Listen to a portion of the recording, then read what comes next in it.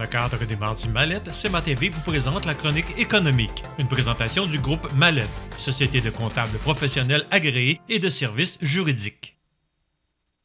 Si vous avez des belles ventes et pas une scène dans le compte de banque, c'est probablement que vous payez du long terme avec du court terme.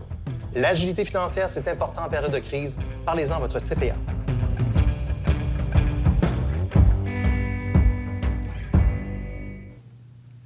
Je vous souhaite la bienvenue à cette autre chronique économique dans le cadre des Mardis Mallette. Je suis en compagnie du comptable professionnel agréé, Philippe Gamache, du groupe Mallette. Bonjour, Philippe. C'est bien ça. Bonjour, Michel. Oui, j'ai bien appris ma leçon. Oui, c'est ça. Philippe, aujourd'hui, on va parler de démographie. Oui. Et les signes, en tout cas, moi, ce que j'ai entendu... Dans la foulée là, des données du recensement qui sont sorties la semaine dernière. Oui, de 2021. C'est ça. Et c'est pas encourageant. Le Canada, la population au Canada vieillit. Oui. Je ne suis pas surpris, là. Non, à l'image des pays occidentaux, là, on s'entend. Là, on n'est pas en Asie ou au Moyen-Orient ou en Afrique où la population est jeune, mais le Canada fait partie des pays du G7 et historiquement, on vieillit. Là. On n'est pas les plus vieux, là, mais... On n'est pas les plus jeunes. C'est ça. Montmagny est une ville vieillissante. Québec est une province vieillissante. La région, là, de Québec, Canada... la région de Québec aussi. Oui. Et là, le Canada, quand on l'a annoncé la semaine dernière, on disait que c'est une population, c'est un pays avec une population vieillissante. Coudon, on fait quoi avec tout ça? C'est inquiétant parce que là, c'est les régimes de pension, puis les régimes de rente. Puis... Il y a plusieurs. Oui, il y a des impacts sur l'économie.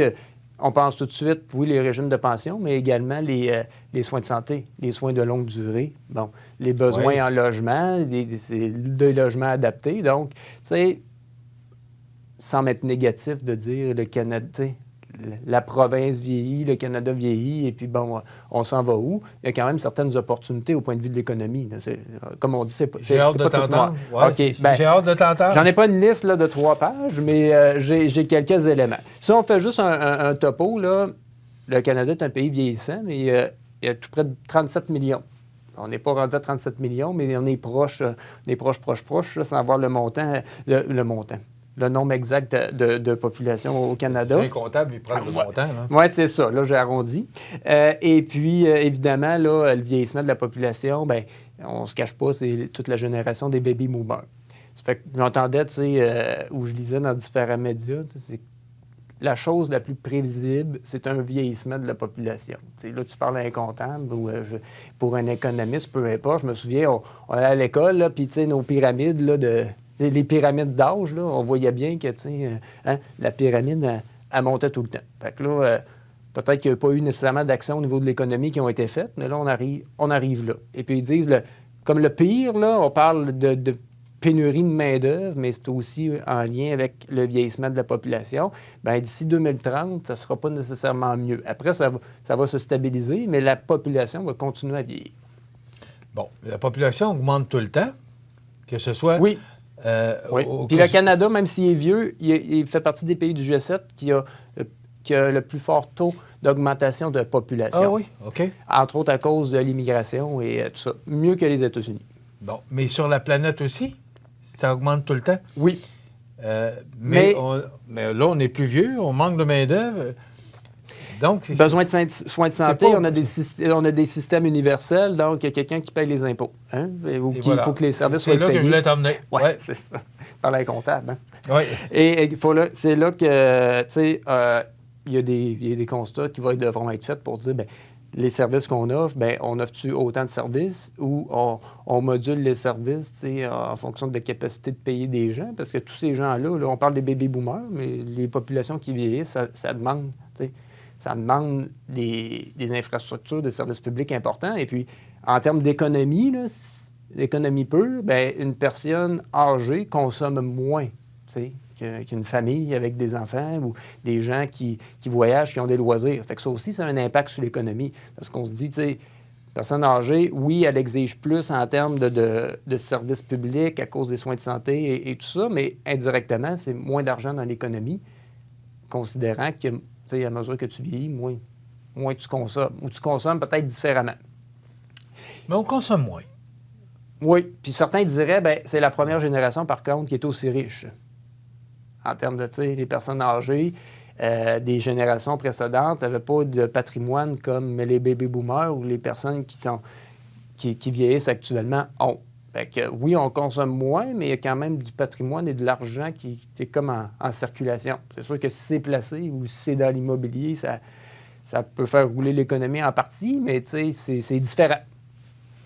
Philippe, est-ce qu'il y a lieu de s'inquiéter qu'à un moment donné, il y ait plus de gens qui retirent de l'argent du gouvernement, que ce soit le régime des rentes ou encore de la pension, je vais le dire comme il faut, de la sécurité de la vieillesse, que des gens qui travaillent? Parce que là, est-ce qu'il va y avoir des gens qui vont retirer plus d'argent dans le gouvernement que des gens qui vont en payer? Est-ce qu'il y a lieu de s'inquiéter? Prenons, bien, tu sais, c'est deux dossiers différents ou deux programmes différents. La Régie des rentes est vraiment gérée par la Régie des rentes, qui est un organisme et est assujetti à toutes les règles des caisses de retraite. La pension de sécurité de la vieillesse, c'est le gouvernement du Canada. Si on prend la Régie des rentes, nos amis les actuaires font des projections sur les taux de mortalité, les taux de croissance de la population. Ils ont mis à jour, il y a quelques années, les taux de cotisation. Et puis, depuis ce temps-là, ils augmentent toujours un petit peu, les taux de cotisation. Et la Régie des rentes, là, selon les dernières données, qui paraît, la Régie des rentes est capitalisée suffisamment pour faire face à ce phénomène-là. Parce que, justement, ils font les calculs. On voit venir les coûts, là. Oui. Pension de sécurité de vieillesse, bien honnêtement, je te dirais, c'est plus prélevé à même nos impôts et tout ça. Donc, c'est pas une projection aussi scientifique, peut-être, ou aussi normée que la Régie des rentes. Mais ils font quand même des projections. Je n'ai pas les chiffres là, avec moi ce matin pour te dire ça, mais peut-être dans la façon que les programmes sociaux vont être généreux quand on parle de pension de vieillesse ou l'âge de l'accessibilité à la pension de vieillesse. Je ne sais pas si tu te souviens, sous le gouvernement conservateur de M. Harper, il y a quelques années, il avait déjà annoncé que la pension de vieillesse allait être décalée à 67 ans. Quand M. Trudeau est arrivé, il a dit non, on ne bougera pas ça. Mais tu sais, le 67 ans, c'est pas une idéologie politique, ça découlait de calcul de dire, bien, si on veut que ce soit soutenable, et si aussi on veut que, par encore de la pénurie de main-d'œuvre, que les retraités prennent leur retraite, mais un petit peu plus tard, bien, incitons-la à rester 1, 2, plus d'années sur le marché du travail. Fait que c'est ça aussi les impacts là, sur l'économie, sur lequel aussi les gouvernements ont le pouvoir. T'sais, quand on dit, serait-tu pas assez de monde pour payer tous les services qu'on a, bien, à un moment donné, il va falloir qu'ils prennent des décisions sur les services ou moduler, comme un peu vient d'expliquer avec la pension de vieillesse, d'ajuster les critères. Est-ce que, ça me fait penser à une question que je vais te poser. Est-ce qu'on vit au-dessus de nos moyens?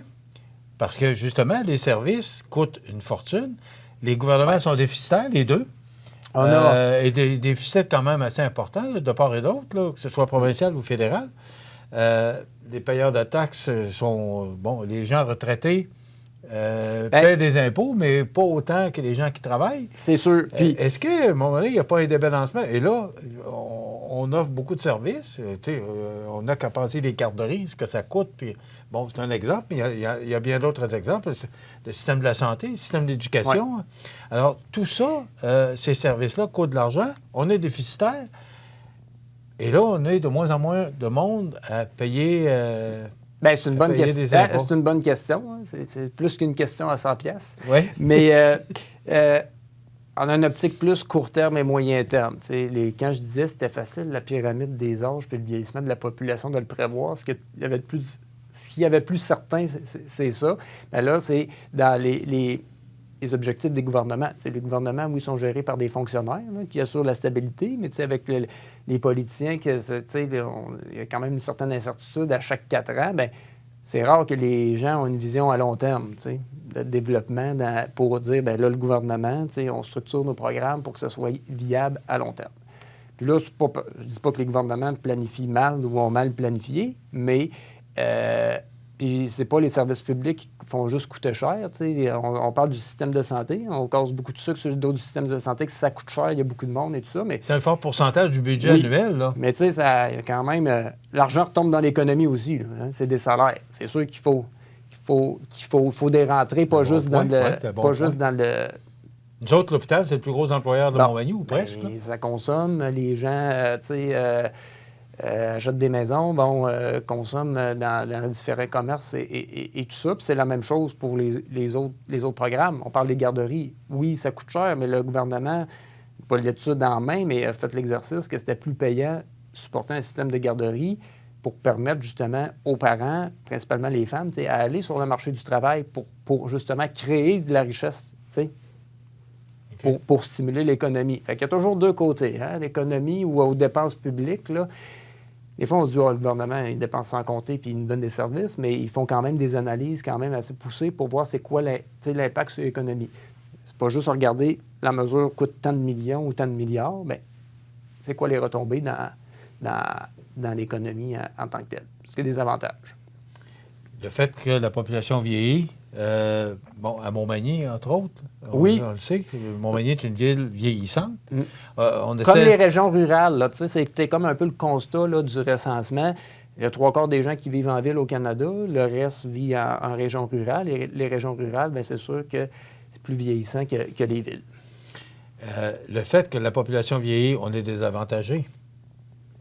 Bien, oui, en fonction de tout ce qu'on vient de se dire depuis les premières minutes, dans le sens que les gens consomment un peu moins, consomment différemment, à tout le moins. Et si on veut stimuler le marché immobilier, maintenir les services et tout ça, bien là, il faut répartir aussi le coût des services. Hein? Là, tu parles de la ville de Montmagny, mais on a souvent entendu parler de ça. Bien, on se dote des infrastructures, des services, mais il faut que la population augmente ou à tout le moins le nombre de payeurs de taxes aussi, parce que sinon, si on diminue, mais là, la tarte à payer, comme on a parlé tantôt dans les services publics... Oui, c'est ça. Là, on le prend au Canada, on le prend au Québec. Mais là, ça arrive... pour notre région, c'est la même affaire. Les impôts, c'est abstrait. C'est abstrait. C'est très concret quand on regarde notre chèque de paye, là. Mais on sait que ça s'en va. Bon, au Québec puis au Canada, puis on a des services. Mais le compte de taxes, lui, est vraiment plus concret. Tu dis, OK, là, parce que j'ai ces services-là directs. C'est un gouvernement de proximité, la municipalité. Fait que des fois, on est plus... on est plus critique par rapport au compte de taxes municipales. Est-ce qu'on avait le moyen de se payer un 500$? Est-ce que le gouvernement nous donne? Encore une fois, c'est le pari. Vous avez trouvé que je me répète ce matin, mais c'est le pari de dire... parce que moi, je trouve que les questions sont pertinentes par rapport à ce qu'on vit. Ça retombe dans l'économie. On a parlé peut-être que ça allait avoir un impact sur l'inflation et tout ça, mais les gens vont le dépenser. C'est rare que les gens, quand ils ont de l'argent, ils ne le dépensent pas, ils le placent tout. Là, fait que c'est comme un pari pour dire, bon, ben là, il y avait des surplus budgétaires, c'est une vision peut-être plus à court terme, hein, Michel? On l'a distribué. Bon, certains auraient pu dire qu'il y a des surplus budgétaires où on performe mieux, mais prenons-la pour d'autres choses. Mettons-la dans le fonds de génération, peu importe. En terminant, est-ce qu'on n'est pas trop connecté après le gouvernement? Ah, c'est pas grave. Aussitôt qu'il se passe de quoi, on va appeler le gouvernement, puis on va envoyer ça au gouvernement. Est-ce qu'on n'est pas trop connecté? Ou après le gouvernement, qu'on tient tous de là? On peut être connecté après le gouvernement, mais il ne faut pas 5 minutes après dire qu'on paye trop d'impôts. Hein? On va avoir de l'aide du gouvernement. Soyez à l'aise de payer des impôts. Si vous voulez moins payer d'impôts, bien, le gouvernement ne peut pas juste non plus toujours tout régler les problèmes. Est-ce qu'on paye trop d'impôts? Il faut calculer en fonction des services. Il faut la question comptable. Personnellement, je vous dirais oui, mais on a des services, puis on est dans une société qui répartit la richesse. Il faut toujours dire, c'est quoi... Je dis toujours, c'est pas ce que ça... Je dis souvent à mes clients, c'est pas ce que ça coûte dans la vie, mais c'est ce que ça rapporte. Alors oui, les impôts, c'est cher. Tout le monde aimerait en payer moins, mais est-ce qu'on a les services à la hauteur de ce qu'on paye? Mais là, ça, c'est une grande question que je ne réglerai pas dans ma chronique économique, mais c'est un peu ça, là. Écoute, la démographie peut avoir, en terminant, il reste à peu près 1 minute et demie. En terminant, la démographie peut avoir quelles conséquences sur l'économie? La ralentir à tout le moins, puisque comme je le disais tantôt, c'est pas vrai que ça fait un crash, ça la ralentit puisqu'il y a moins de personnes disponibles au travail, puis la consommation est différente. Puis s'il ne reste pas beaucoup de temps, là, mais même au point de vue mondial, là, on se dit c'est toujours plus vert chez le voisin, mais la Chine va avoir un méga choc démographique dans le futur, parce qu'eux autres, ils ont tellement bloqué les naissances. Là, eux autres aussi vont avoir un impact assez important, mais ça, c'est à moyen long terme, mais on n'est pas... Hein? On n'est pas tout seul dans ce phénomène-là. Et quand on dit que la Chine pourrait avoir des impacts importants d'un éventuel choc démographique à cause de sa population, bien, ça rejoue tout aussi la politique puis l'économie au point de vue mondial. Intéressant. Alors, on ne réglera pas le problème. Hein? Oui, mais ce qu'on apprenait, c'est que la semaine dernière, on annonçait que suite au recensement 2021, la population canadienne, entre autres, est vieillissante, mais au Québec, c'est le même phénomène, et à Montmagny aussi, puis la population diminue. Oui. Voilà. Merci, c'est très intéressant comme chronique. À la prochaine. Oui, c'est pas les questions qui manquaient, mais c'est déjà terminé. C'est correct. Merci Philippe. Philippe Gamache, qui est comptable professionnel agréé du groupe Mallette, ça complète. On se retrouve dans 2 semaines. 248-57-77 pour rejoindre Philippe et ses collègues. Ça complète. Dans le cadre des Mardis Mallette, CMA-TV vous présente la chronique économique, une présentation du groupe Mallette, société de comptables professionnels agréés et de services juridiques.